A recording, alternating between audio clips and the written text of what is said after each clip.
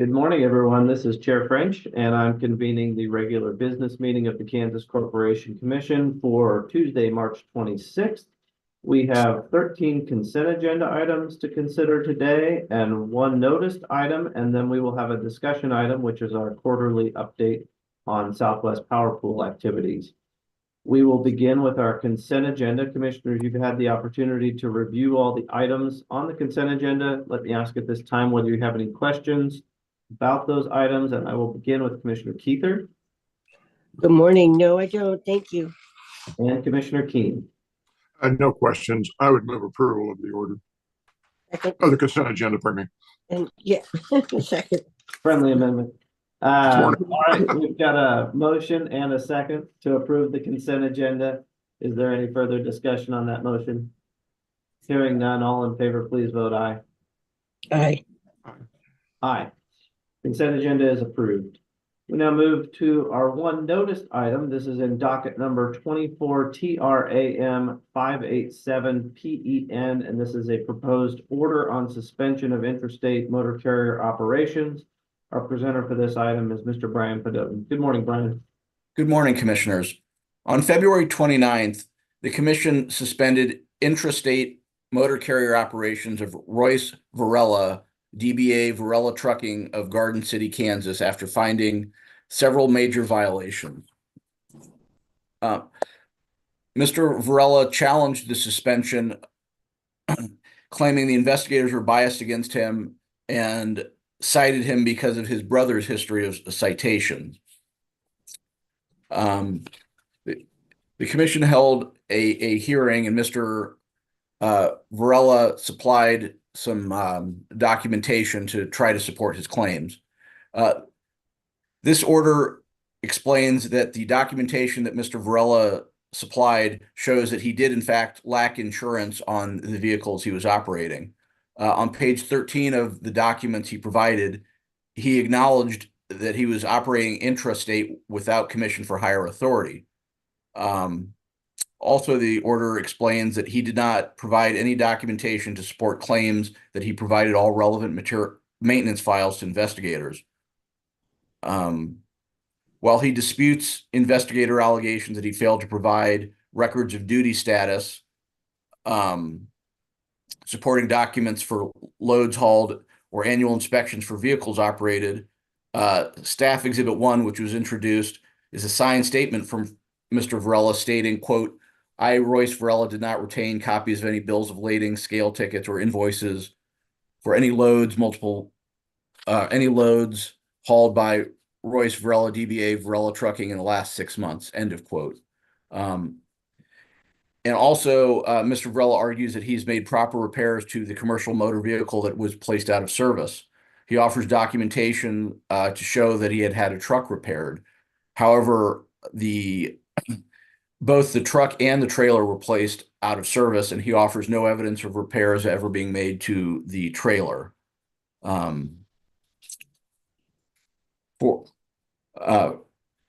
For all these reasons, the Commission reaffirms the suspension of Varela's interstate motor carrier operations, but the order also notes that at the hearing, Mr. Varela expressed an interest in paying any applicable fines so he could resume operations. The Commission encourages him to work with both the Federal Motor Carrier Safety Administration and our staff to provide detailed corrective action plans and ensure penalties are paid promptly. I'm sorry. With that, I'm available for any questions. All right, thank you, Mr. Pedotin. Are there any questions on this item? I'll begin with Commissioner Keither. No questions, but I'm glad that maybe he can get working again if he does catch. And Commissioner Keen. No questions. Thank you for the overview, Brian. It was very inclusive. Having said that, I would move approval of the order. Second.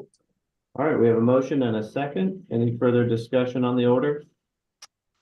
I would just add, in the same vein as Commissioner Keither, I do think the evidence is there that we uphold this suspension, because we do take the safety of the motoring public very seriously, and certainly want to make sure that our truckers are compliant. But at the same time, I understand that an out of service order and a suspension does upend the livelihood of somebody that is performing that duty as part of their employment. And so ultimately, what I hope will happen is the same thing Commissioner Keither said, which is, we hope our staff can help this individual get compliant and get back on the road with a safe equipment and with knowledge of all the rules and regulations that they need to follow. So I definitely support the order and moving us in that direction. So with that, if there are no further comments or questions, I believe we have a motion and a second, and all in favor, please vote aye. Aye. Aye. Aye. Any opposed, say no. The order is approved. Thank you, Brian. Thank you, Commissioners. All right, having moved through our orders for today, we now come to our final noticed item, which is a discussion item. And this is a quarterly update on Southwest Power Pool activities. And our presenter for this item is Ms. Sherry Feist Albrecht. Good morning, Sherry. And you are muted currently. Good morning. There's always got to be a glitch with me, apparently. So anyway, good morning. Good morning. Good morning, Commissioners. This is the SPP quarterly update for you, and it's a little later than usual, but we will proceed through it, and I will bring you up to date on matters that have occurred since that meeting in early February. Okay.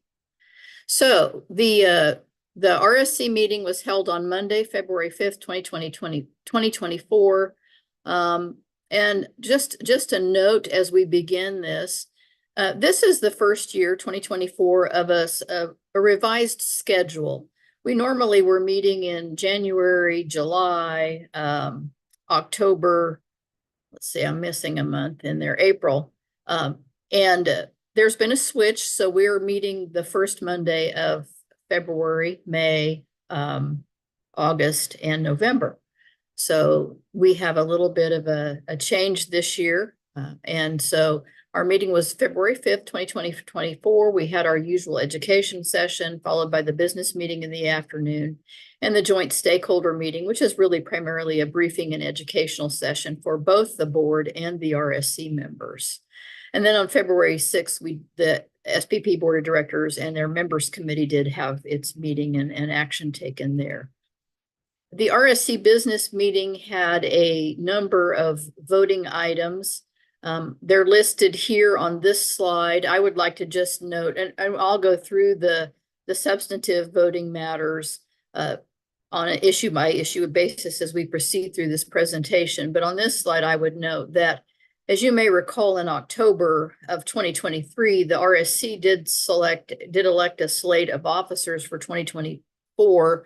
We had another slate approved at the beginning of in February because the president-elect Will McAdams of Texas resigned his position on the Texas Commission, and so we had another election in February to affirm the selection of the vice president as president for 2024 and the election of Todd Hyatt, the Oklahoma commissioner, as vice president, with Chuck Hutchison of Nebraska remaining as the secretary treasurer for the RSC. The RSC also did approve an engagement letter for an accounting firm to conduct the RSC audit for 2023, as well as to file the tax return for 2023.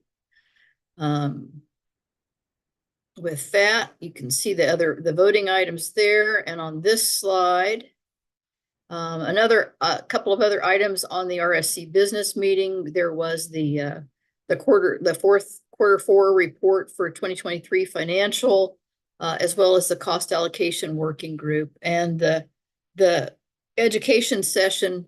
Well,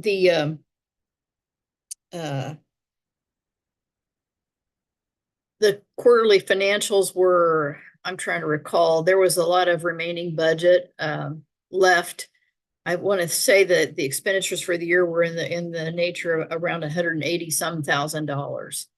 I think the budgeted amount was significantly more than that. And then the cost allocation work group also filed a report that basically summarized the meetings that had occurred since the last meeting and any actions that the COG took. Revision request 591, as you may recall, in October, I believe the RSC approved 8 of 9 items for improvements for the congestion hedging process. It was referred to as the HIT M1 recommendation. This revision request puts into tariff language those revisions that were approved by the RSC in October.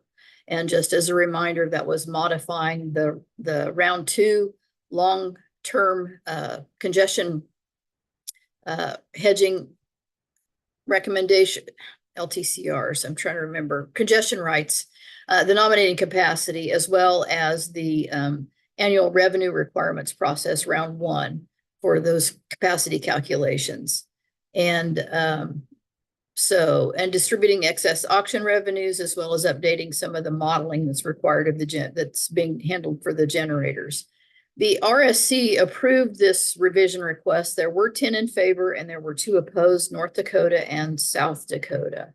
But those that tariff language is on its way to FERC. The next item that the RSC approved was the revision request 583, which has to do with the federal service exemptions and grandfathered agreement carve-outs. The integrated market was put in place March 1st of 2014.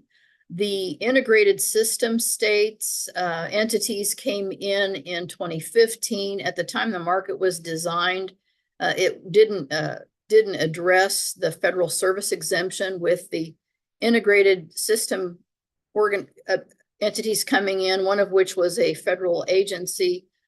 This became something to consider.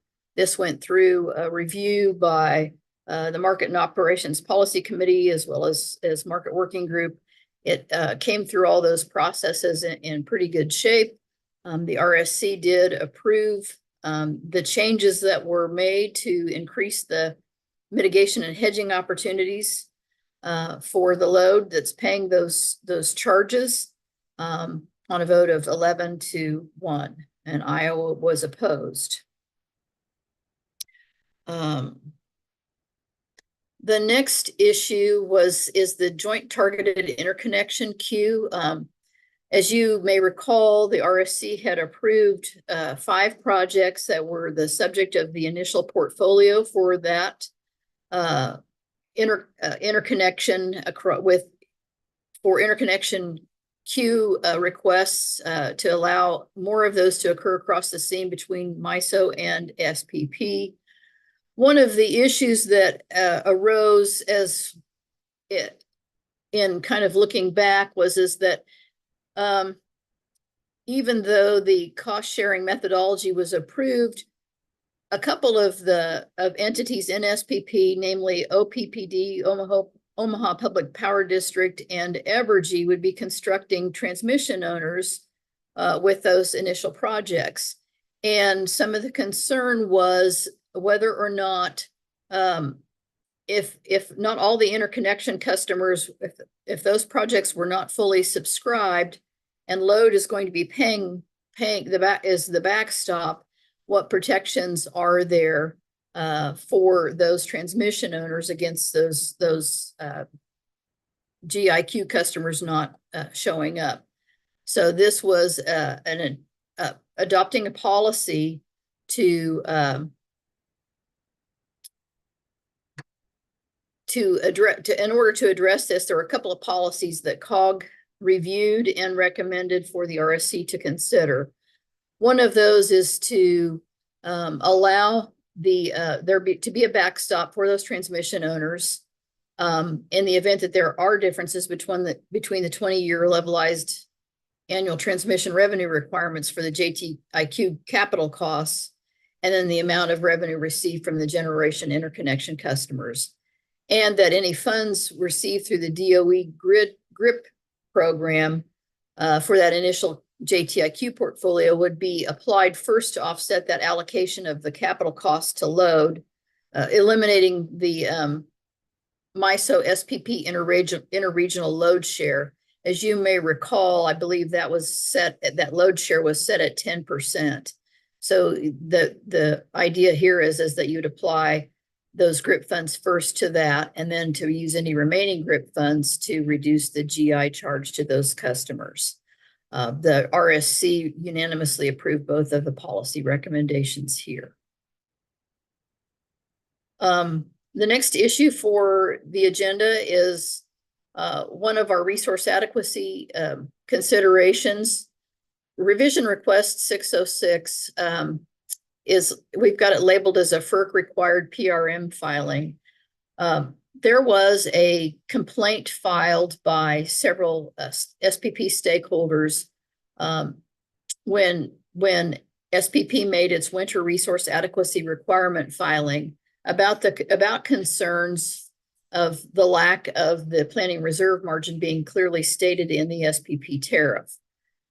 In response to that complaint filing, FERC did issue an order requesting further information on how SPP is using the loss of load expectation study to determine the planning reserve margin, along with some additional considerations that factor into the determination, as well as a timeline for implementing any planning reserve margin changes in advance of the planning year. So this revision request fills in the language responsive to FERC's request for that additional information. When this came before the RSC, it had been through, there'd been quite a few revisions leading up to this issue coming before the RSC. The REAL team had a recommendation to a particular recommendation for approval of the of this revision request at the RSC, and I believe at the MOPSI, the Markets and Operations Policy Committee, there had been an attempt to make some amendment to this revision request. I believe that amendment was rejected at the REAL team, and then there was an attempt to address that or bring that amendment into the consideration of the RSC, which it did fail at that amendment attempt did fail at the RSC, and ultimately the RSC unanimously approved the REAL team's recommendation. And that recommendation would specifically provide that if the planning reserve margin that's approved by our Regional State Committee and the SPP Board of Directors is 1 percentage point or greater than the current PRM, which is set at 15% currently, or is 1 percentage point greater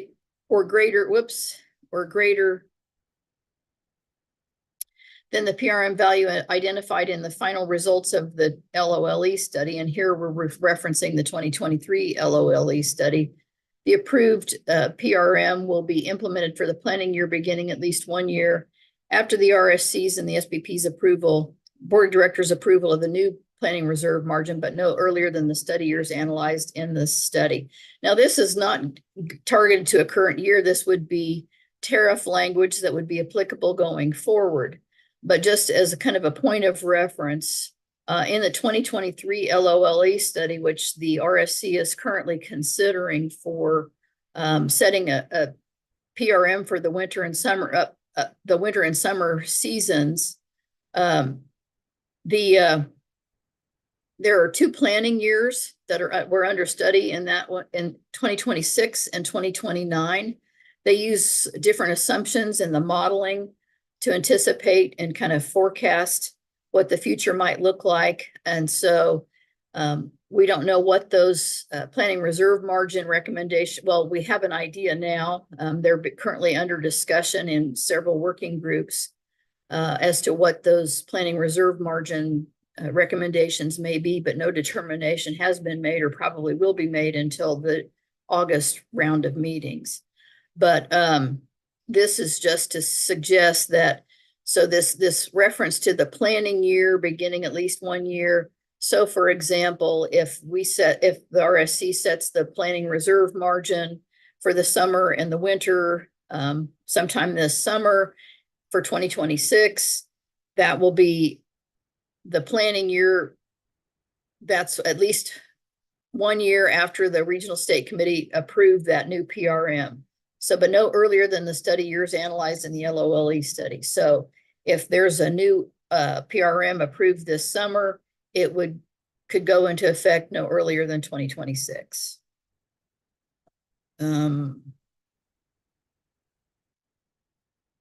So that one of the other resource adequacy issues that was up for determination was the availability policy. And you'll notice here that some of these were they're being approved as policies, whereas others are approved as revision requests.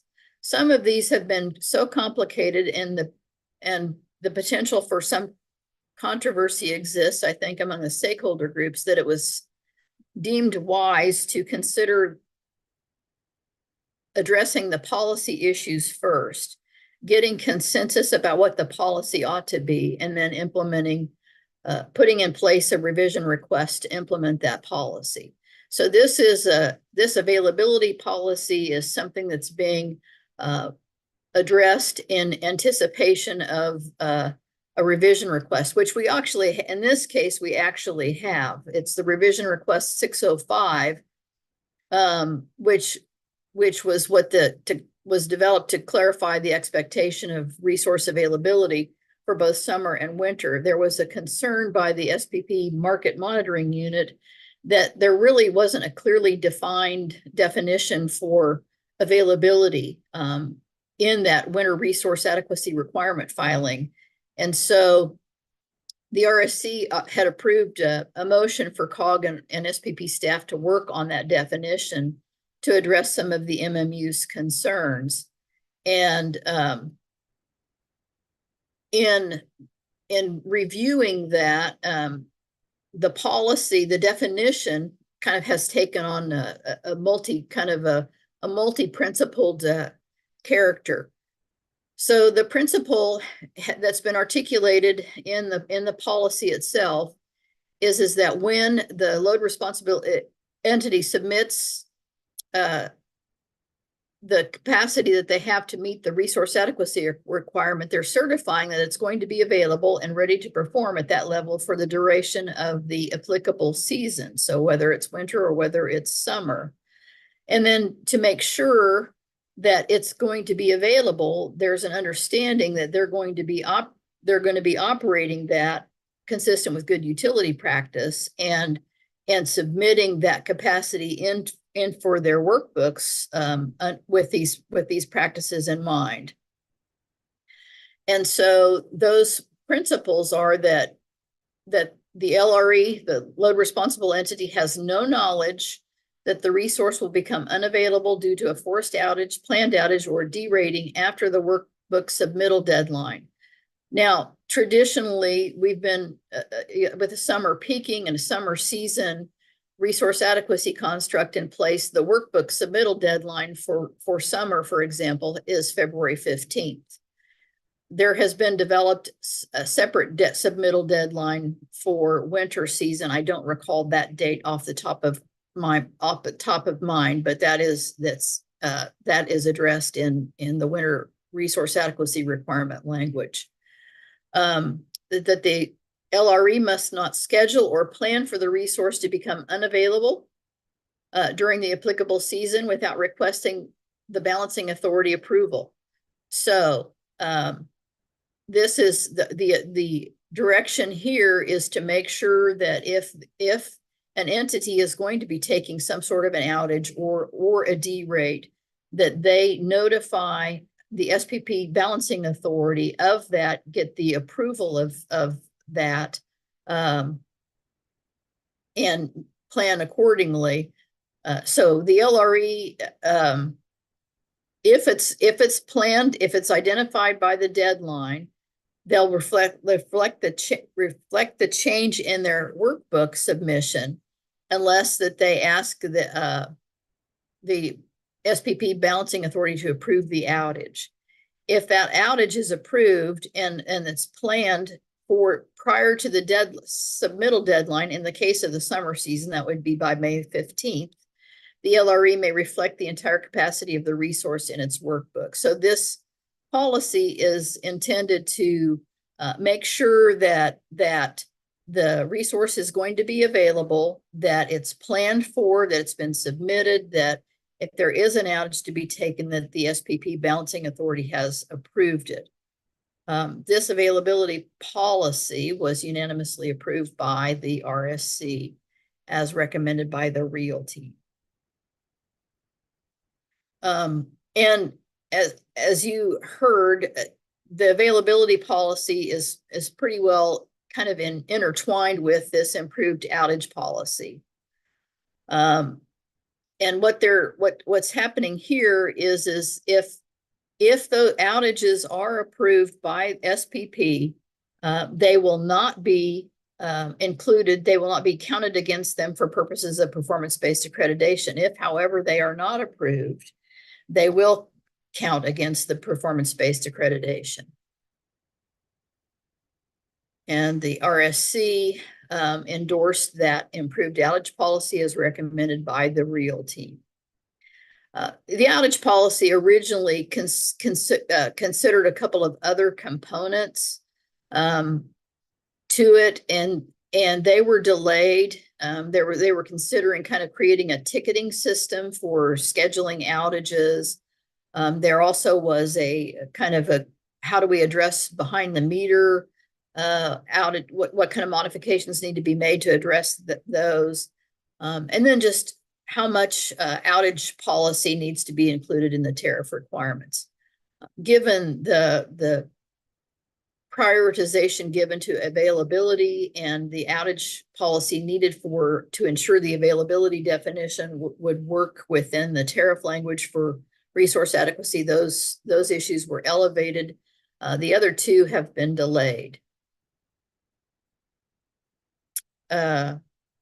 Then stepping away from resource adequacy, the regional cost allocation review process is established by the SPP tariff. It's supposed to happen once every 6 years.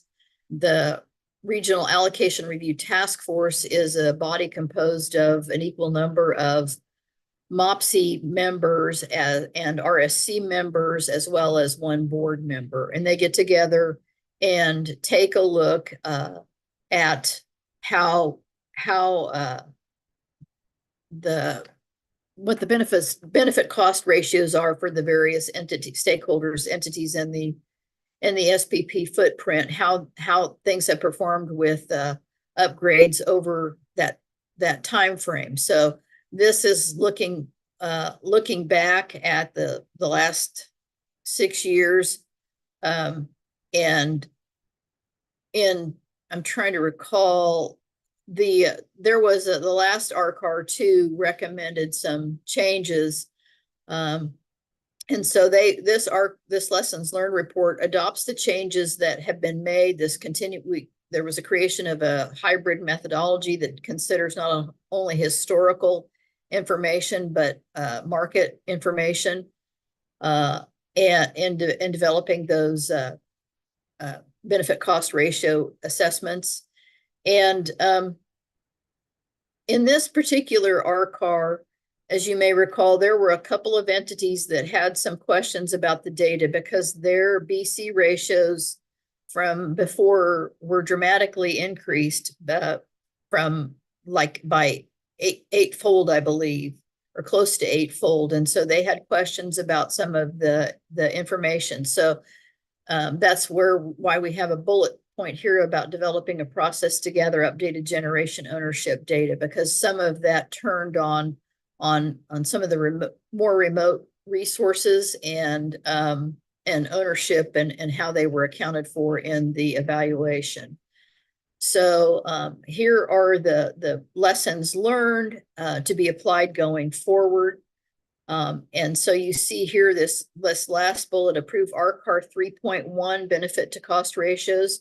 Those were the benefit to cost ratios that were adjusted based on the concerns of those stakeholder entities that raised Liberty, Empire, and City Utilities of Springfield, I believe, are the ones who had concerns about their BC ratios. And so that some of the adjustment was made there. And the RSC unanimously approved that lessons learned report. Just to give you a kind of an at-a-glance version of the resource adequacy policies and where we are within SPP, you can see that the electric load carrying capability methodology for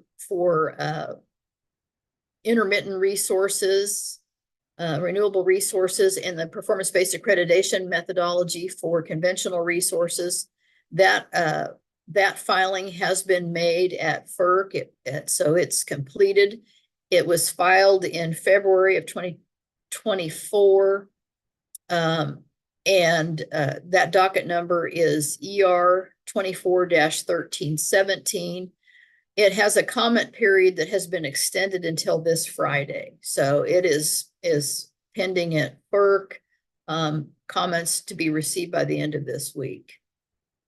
The improved outage policy, that we've just discussed, that's completed with this round of meetings, availability definition.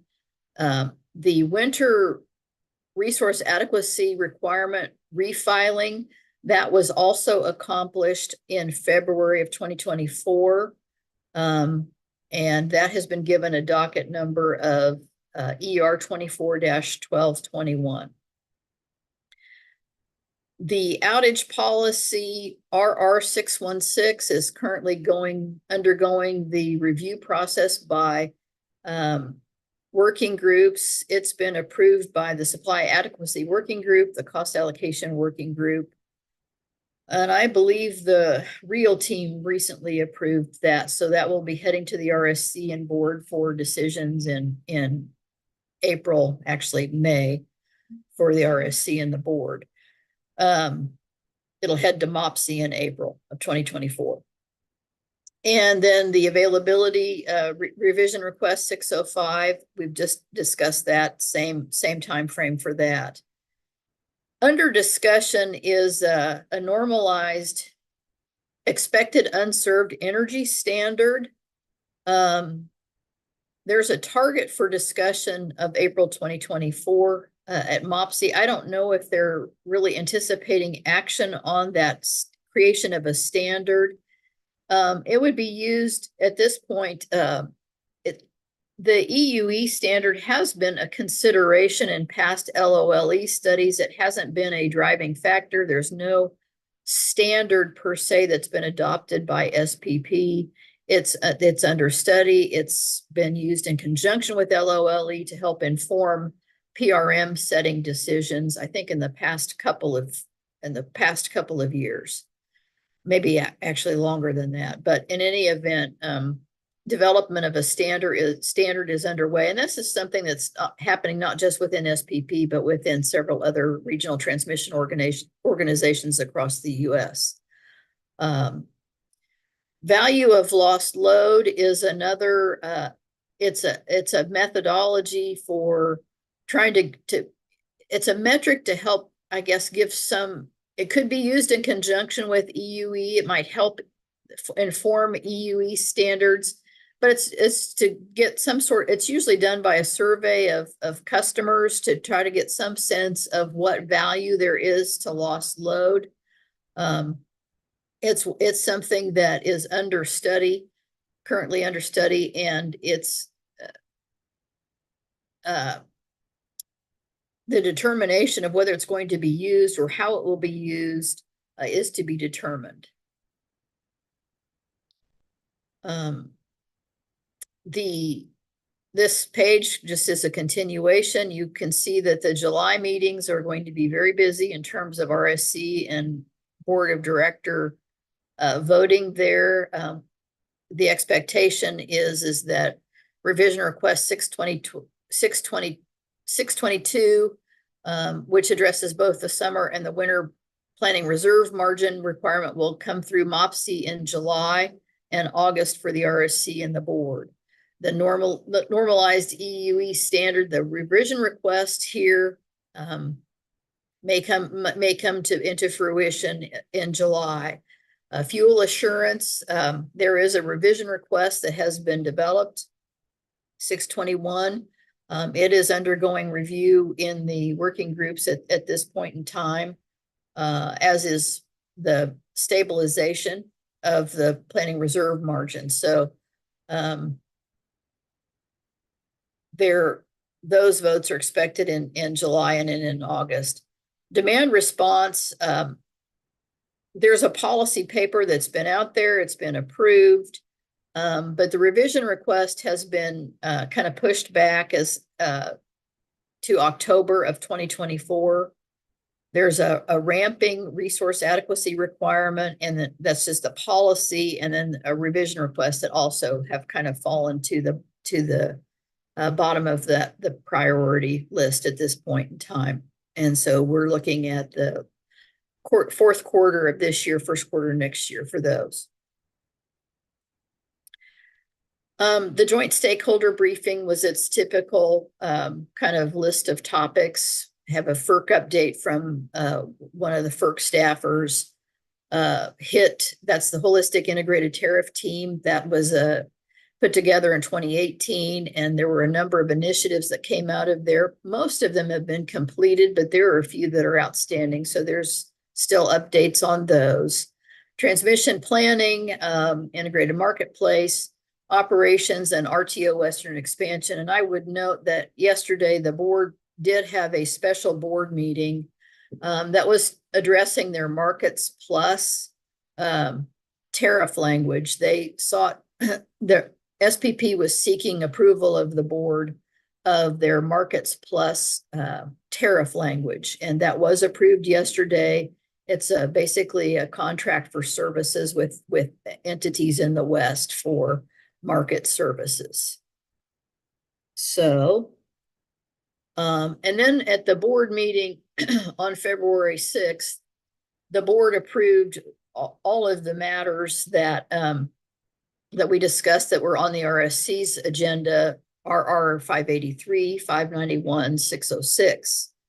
They also approved a capacity resource interconnection service deliverability area map.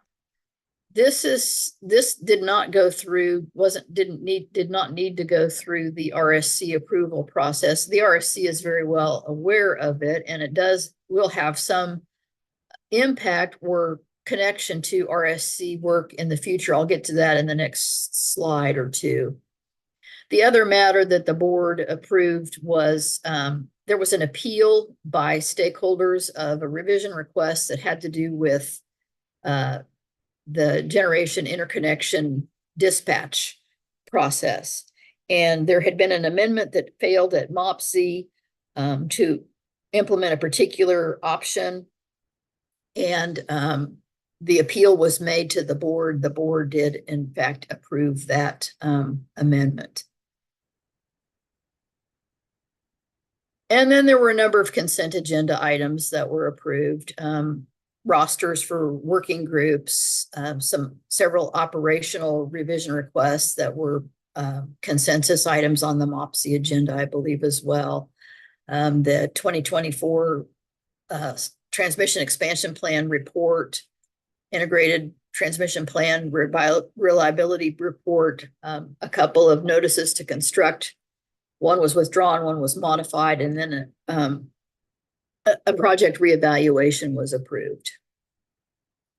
So here's that expanded deliverability zone map. And as you can see from this map, if you look closely and you count up all the existing areas, there are currently 18 pricing zones within the SPP footprint.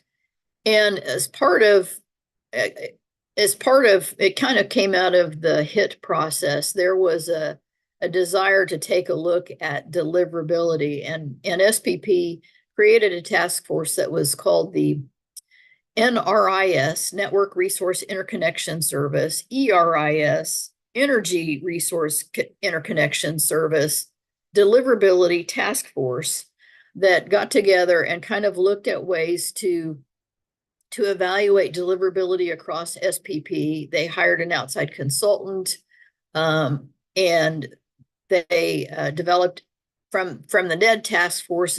There was created a deliverability steering committee, and the responsibility of this map and the use of this map going forward lies in a couple of different places. Its primarily location is, there was a HIT item called T1, had to do with transmission, and it now that portion of this lies within the Consolidated Planning Process Task Force, taking a look at consolidating the planning processes that exist within SPP to create some efficiencies and to optimize how planning is done, hopefully reducing studies and restudies for interconnection service, and otherwise just making the planning process a lot more efficient.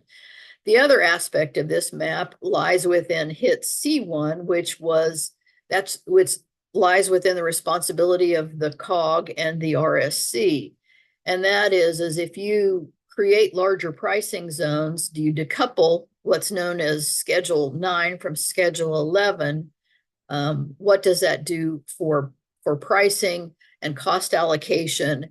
And so now that the board has approved this map, it lies within COG's responsibility and ultimately the RSC's to determine how we're going to allocate costs within these larger zones, whether these larger zones should be considered within that HIT C1 process, and what should that look like. So the map that the board approved is this one here. So you have 3 areas. You have the blue outlined area, the red, and then that green area. So south, central, and north. As I said earlier, COG is currently considering that approved expanded deliverability zone to figure out to make a cost allocation recommendation for the RSC. And then there's the CPPTF process, that entry fee framework.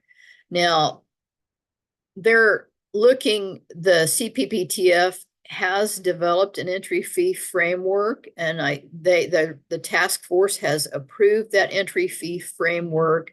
It still it's winding its way through the stakeholder process. I believe we'll have some discussion of it at COG in our meeting on April 2nd. And so they're very intertwined, and we'll have to take some consideration of initially. I mean, we've had some education on the entry fee framework at COG. COG is generally supportive of that framework itself. And so we'll see how that proceeds through the rest of the stakeholder process.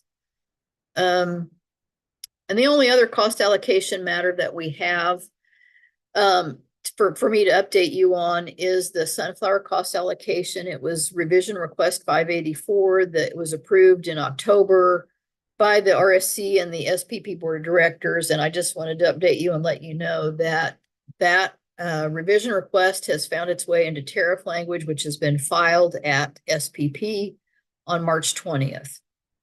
And that would allow those 4 specific facilities, any of the remaining annual transmission revenue requirement for them to be allocated through the region-wide charge, and those would actually appear in the tariff itself. An effective date of June 1st, 2024 was requested. And I believe that's my last slide. So if there are questions, I'm happy to entertain them and try to answer them. Thanks, Sherry. I don't have any questions. Allowed me to relive the last 2 months of my life. But I'm happy if the other commissioners have questions. I know these, pretty much everything that Sherry just ran through was very technical. And if you have any questions about what it all means, from a policy perspective and why Sherry and I, support or don't support certain initiatives, I'm happy to help answer, any of those questions. So I'm looking for any waving hands or questions or comments from the commissioners. I'm seeing a shaking head from Commissioner Keither. Commissioner Keen, anything you would like us to address? Yes, I would. Could we go back to the non-screen share? Sure. Yeah, there is something I'd like to address. I'm not trying to mousetrap this group at all, but I just came to this. It just came to me yesterday. It's has to do with cost allocation and transmission planning. It's a letter from FERC Commissioner Christie, dated Friday. It's directed to 4 New York congressmen who had requested some action by FERC.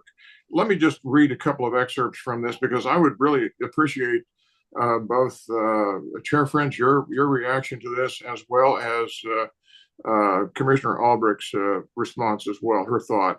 I'm going to just read brief segments from this letter, and my apologies. I would have gotten this to you earlier had I thought about it and I'd not been distracted.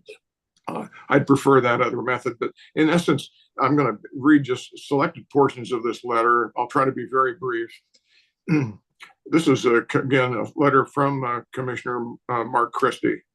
It says, your letter, that's the congressional letter, asks the commission, that's FERC, to finalize the commission's pending regional transmission planning and cost allocation rule as soon as possible. You write, and he quotes back from the letter he'd received from the congressman, and he quotes, FERC's final rule should incorporate state input regarding cost allocation. This should include a means of resolving disagreements and allocating costs to consumers in a way that is roughly commensurate with benefits, in quotation marks, again, from the letter he'd received from the congressman. And pertinent part here, and I'll be very brief, Commissioner Christie's response is this.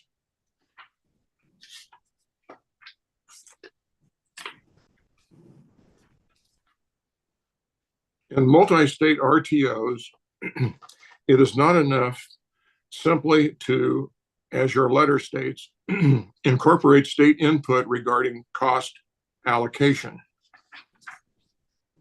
While I absolutely support the people of New York or any other state in their right to choose any energy policies they want regarding preferred power resources, it would be both wrong as a matter of public policy as well as law for FERC to use transmission planning rules to force the costs, for example, of New Jersey's policy-driven offshore wind projects onto consumers in Pennsylvania, Ohio, or other states without the explicit consent of those states.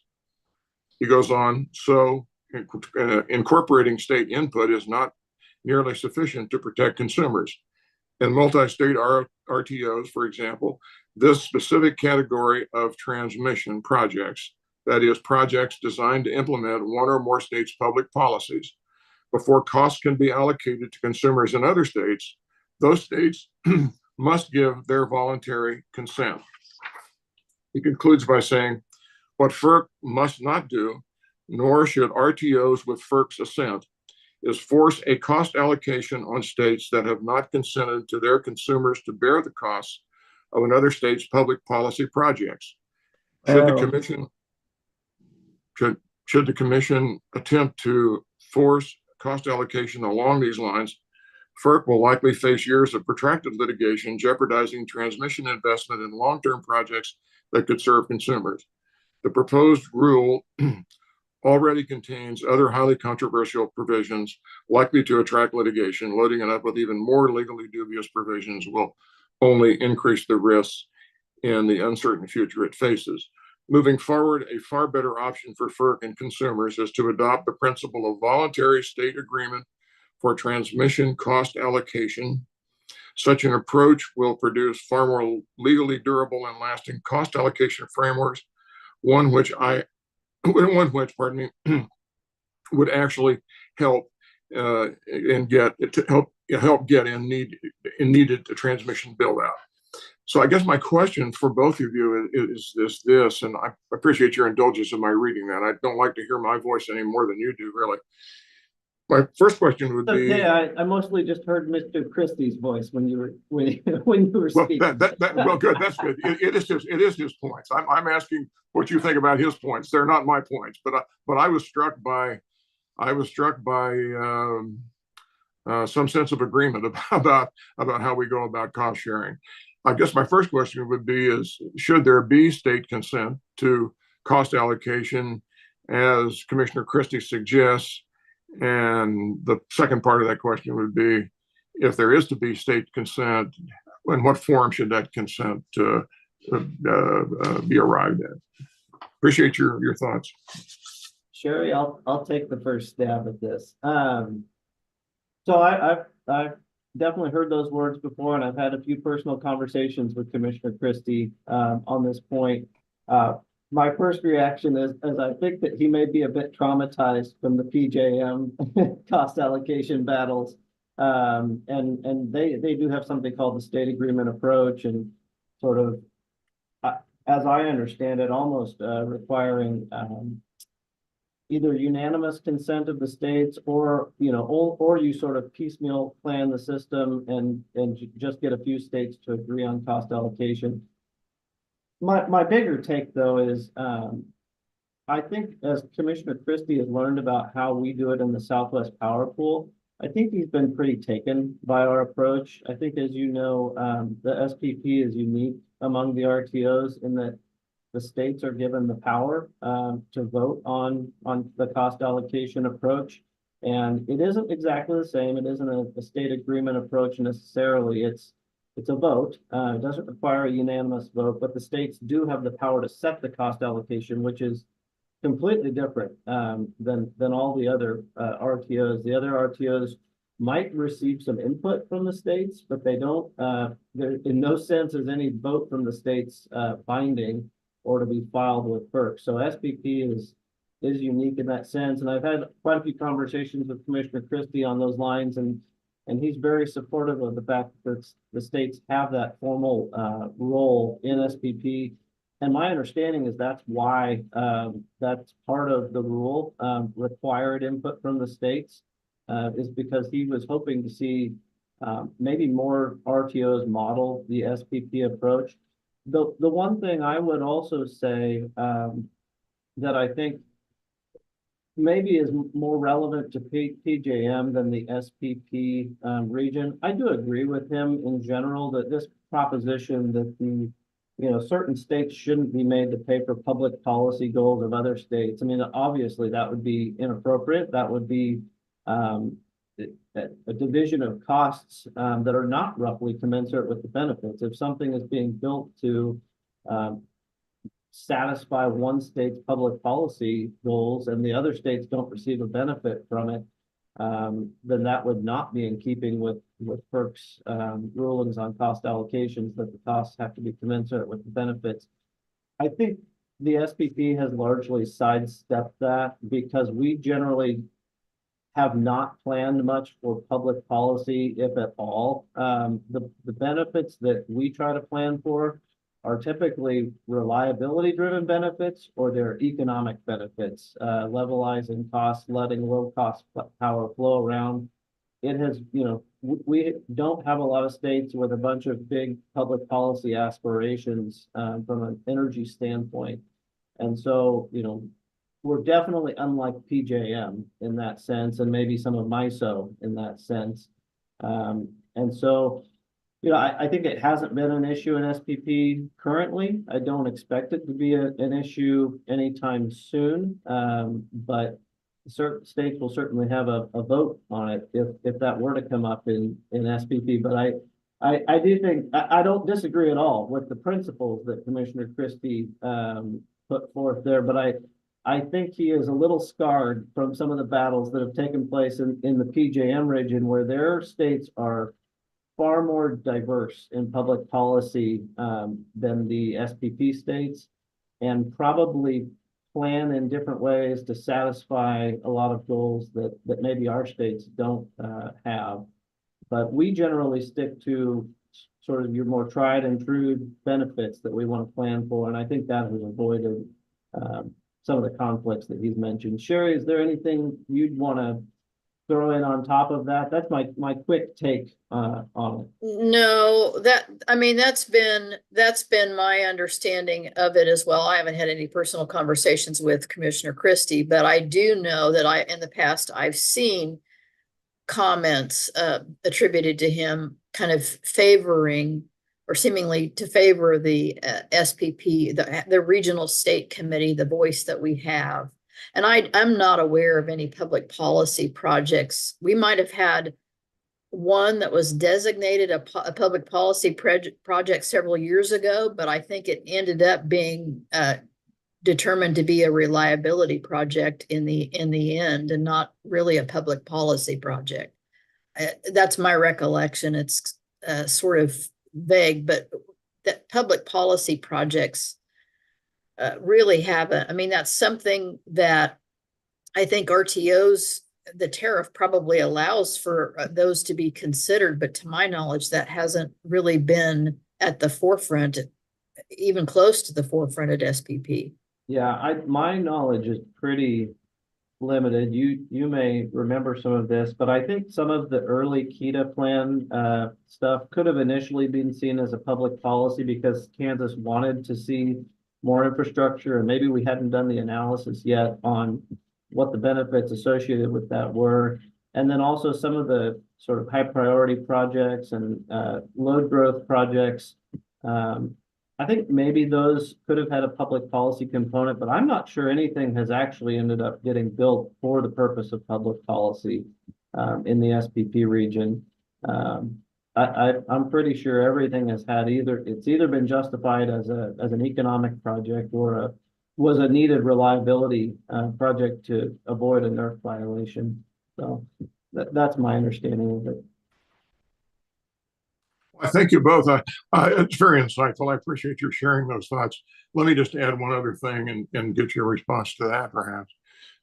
Here's my concern by analogy. I understand the difference between PJM, at least holistically, maybe not with the granularity that you two do for sure, but I do get the difference between PJM and SPP.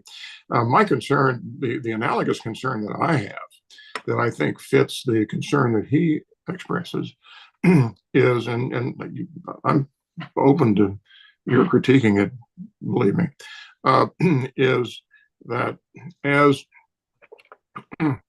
the SPP itself expands, and we've got expansion to the west, and now we've got expansion into Canada, you're picking up, as it expands, you're picking up a number of states that have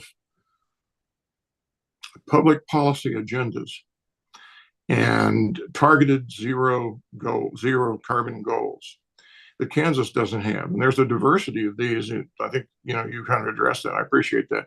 There's quite a diversity of this, and that diversity may expand as the size of SPP expands. And my concern is if you add to that, then the impetus that there is about to have more interregional interdependence, then it's hard to not, it's kind of hard to ignore the implications that has in terms of the different resources that different states are going to allow themselves to be a part of, and certainly in terms of generation. And so that's my concern. My concern is that to what extent in the process of all of this, and I'm not trying to be terribly provincial, but my concern is to what extent are we going to lose state sovereignty in the process of this, where really cost allocation becomes a very problematic situation. That's the essence of what I see as an analogous concern that kind of ties back to Christie's concern. I would say cost allocation only becomes a problem if you set up a bad one. I think most of what you're talking about here would not be covered under current cost allocation. For example, the new western states, being added to the SPP, they will not, fall under the eastern cost allocation. They will have their own cost allocation and planning in the west. If at any time those two parts become merged, then you would need to set up a new cost allocation for how you allocate costs between the two regions. And I agree, it would have to take into account the fact the states are going to have different public policy goals in the West. They're going to have different benefits that they're planning for. And you're absolutely going to need to have a cost allocation that accounts for the benefits that each state receives, for whatever infrastructure you're planning. So Sure. it's a good point. And same thing with interregional. To the extent there are interregional projects in the future, we don't have a cost allocation for those yet, but to the extent there are new interregional projects, you're going to have to take into account the benefits that each region receives. So if we've got resources that somebody wants and that's a benefit to them, they should be paying the freight to get those resources. Yeah, I appreciate your response there, Chair French, very much. Yeah, and for me, I agree with you. I mean, why would anybody step into the vortex of a bad cost allocation formula? But we only have to look so far as our brethren in our counties to the west to see the son of a gun. It happens because somehow some states become very provincial in how they protect their interests. They're less interested in really the equity behind a true fair cost allocation, as we'd find in the sunflower and Midwest area. And so we get into this mess we're into right now. So anyway, I appreciate the colloquy very much. I appreciate your insights. It's great that you brought it up because I think these are the things Sherry and I think about every day, and Sherry's thought about it for years. But I mean, that's why we're there, is to protect Kansas interests and make sure that everybody pays their fair share for the, we want to see infrastructure built that's beneficial, but we want to make sure people pay their fair share once you do build it. So, and that's often the most difficult question and the most difficult policy calls.